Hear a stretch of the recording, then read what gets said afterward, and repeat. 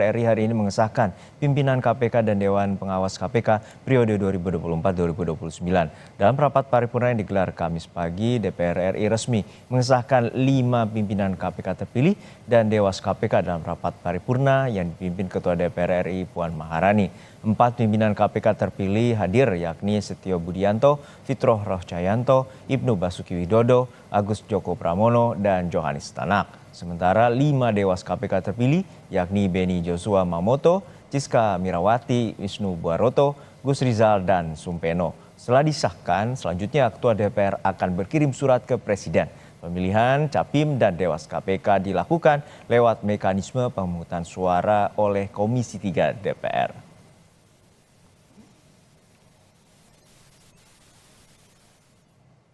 Usai 5 pimpinan KPK dan 5 Dewas KPK, kita tanyakan selanjutnya dengan jurnalis Kompas TV, Nanda Aprilia yang saat ini berada di gedung DPR RI. Nanda, untuk saat ini kapan DPR akan menyerahkan hasil rekomendasi DPR, pimpinan dan Dewas KPK kepada Presiden?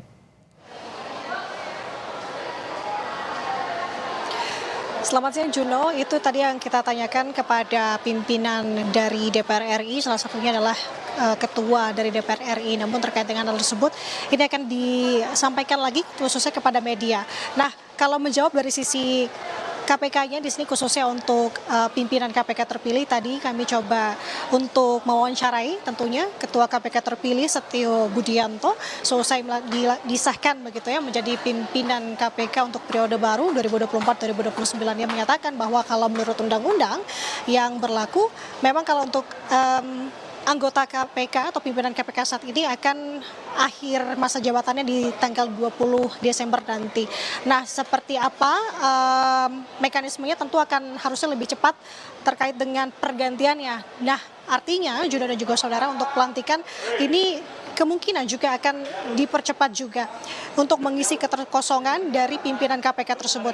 Juno, yang menarik untuk kami sampaikan saat ini, tadi ada beberapa hal yang disampaikan oleh pimpinan atau Ketua KPK terpilih Setio Budianto, beberapa diantaranya yakni mengenai bagaimana upayanya ketika nanti akan membawahi atau memimpin lembaga anti rasuah ini.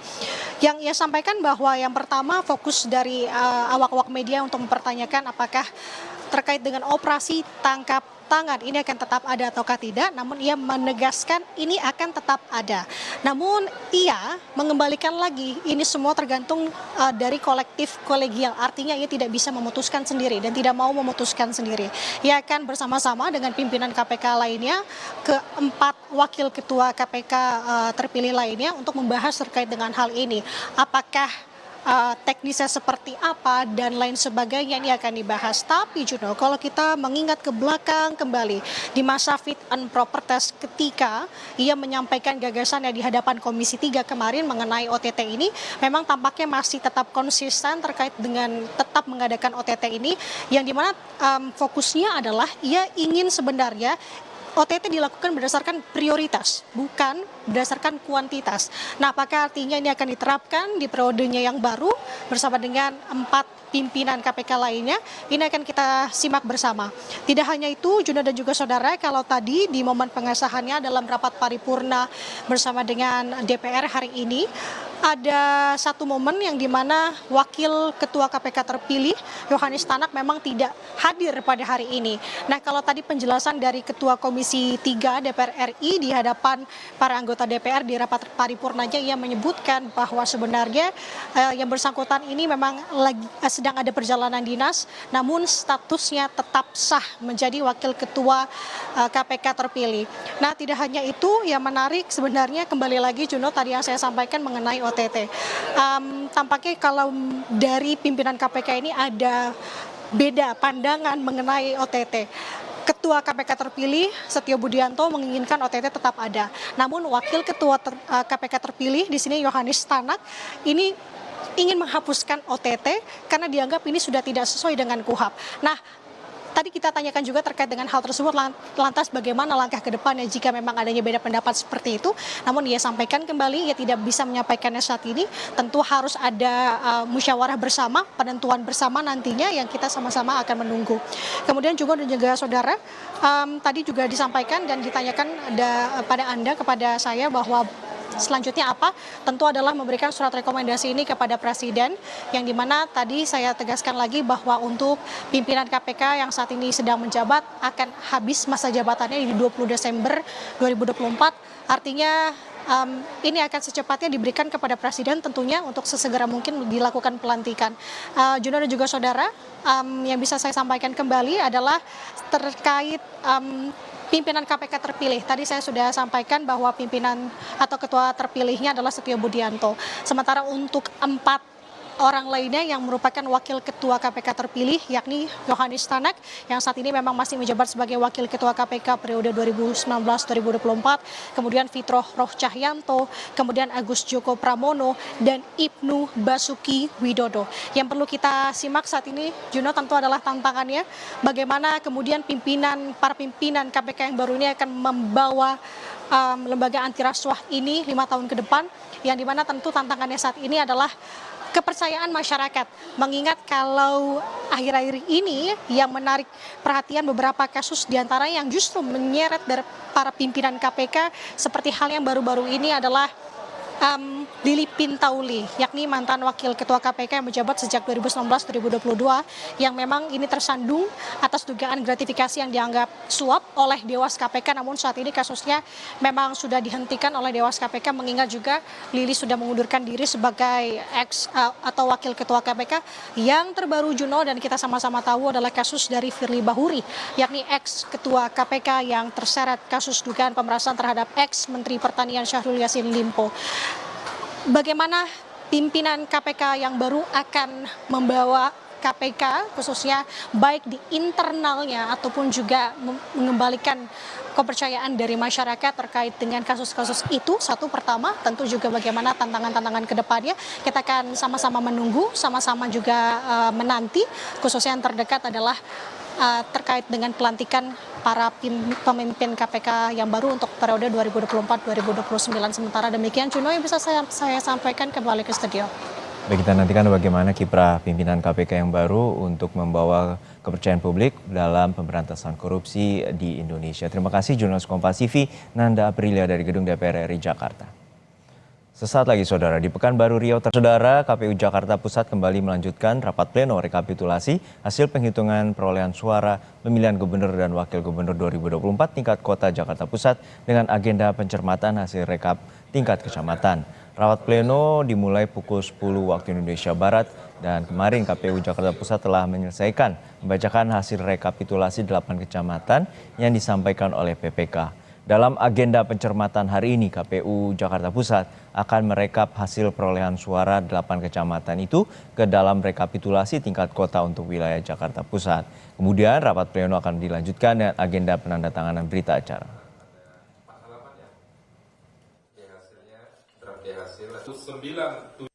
Hari ini, hari kedua pleno kita, agendanya untuk pencermatan terhadap hasil yang sudah dibacakan oleh semua 8 kecamatan itu oleh PPK. Kita akan cermati bersama, dan kalau memang tidak ada masalah lagi, karena kemarin juga alhamdulillah semuanya sesuai dengan data yang dimiliki oleh para saksi dan Bawaslu juga. Insya Allah mudah-mudahan hari ini juga kita akan tutup rapat pleno kita di tingkat kota administrasi Jakarta Pusat, dan kita teruskan untuk mengantar atau menyerahkan di hasil kota ke KPU Provinsi DKI Jakarta. Informasi terkini penghitungan suara di KPU Jakarta Pusat, kita langsung bergabung dengan jurnalis Kompas TV Claudia Carla. Carla, untuk saat ini bagaimana proses penghitungan suara di KPU Jakarta Pusat? Apakah sudah selesai? Ya, Juno dan juga saudara, hari ini rapat pleno lanjutan untuk KPU Jakarta Pusat dengan agenda rekapitulasi untuk tingkat kota wilayah Jakarta Pusat masih berlangsung.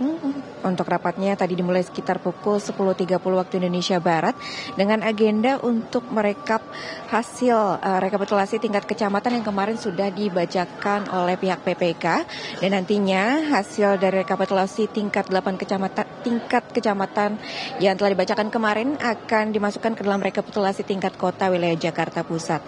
Nah, memang berdasarkan informasi yang kami dapat didapatkan dari 8 kecamatan yang kemarin sudah dibacakan oleh PPK. Untuk jumlah perolehan suara paslon 03 mendapatkan jumlah yang lebih banyak di 8 kecamatan. Dan tadi ketika rapat pleno sudah dimulai pada pukul 10.30 memang sudah sempat diperlihatkan draft untuk formulir D tingkat kota untuk wilayah Jakarta Pusat untuk kemudian dicermati bersama-sama oleh peserta yang hadir dalam rapat pleno hari ini. Tadi juga sempat dibacakan beberapa kecamatan hasil perolehan suaranya. Memang salah satunya Gambir untuk paslon 03 mendapatkan 19.446 suara. Kemudian Sawah Besar paslon 03 mendapatkan 27.028 suara. Kemudian Kemayoran paslon 03 mendapatkan 197 suara, dan untuk Kecamatan Senen paslon 03 mendapatkan jumlah suara sebanyak 24.142. Namun memang meskipun informasi yang kita dapatkan di 8 kecamatan ini paslon 03 mendapatkan suara yang lebih banyak dibandingkan paslon lainnya, kami masih sama-sama menunggu jumlah hasil rekapitulasi untuk di formulir D pleno yang nanti akan disepakati bersama hasilnya. Untuk kemudian jika nantinya telah disepakati bersama, formulir D pleno ini kemudian akan ditutup dengan penandatanganan berita acara, lalu kemudian dilanjutkan untuk dikirimkan ke wilayah atau tingkat provinsi DKI Jakarta. Demikian juga Juno dan saudara. Oke, untuk saat ini seperti apa nantinya tahapan selanjutnya dan kapan pengumuman dari hasil rekapitulasi suara ini? Oke, untuk tahapan selanjutnya memang setelah nantinya untuk tingkat kota ini sudah rampung semua yang memang dijadwalkan sebenarnya sampai tanggal 6 Desember, namun memang untuk realisasinya untuk di wilayah DKI Jakarta, sejumlah wilayah lainnya juga memang sudah rampung melakukannya seperti wilayah di Jakarta Timur, kemudian Jakarta Utara, Jakarta Barat, dan juga Jakarta Selatan. Dan rencananya memang hari ini untuk Jakarta Pusat juga direncanakan akan selesai untuk rekapitulasi tingkat kota wilayah Jakarta Pusat. Lalu kemudian nantinya apabila semua wilayah di Jakarta sudah selesai melakukan rekapitulasi tingkat kota, kemudian akan dilanjutkan untuk tahap selanjutnya yaitu tingkat provinsi, lalu kemudian pada 16 Desember akan dilakukan pengumuman secara resmi terkait dengan paslon manakah yang kemudian mendapatkan suara terbanyak untuk menjadi gubernur dan wakil gubernur DKI Jakarta. Demikian Juno. Terima kasih atas laporan Anda, Jurnalis Kompas TV, Claudia Carla dari KPU Jakarta Pusat. Dan saudara, DPR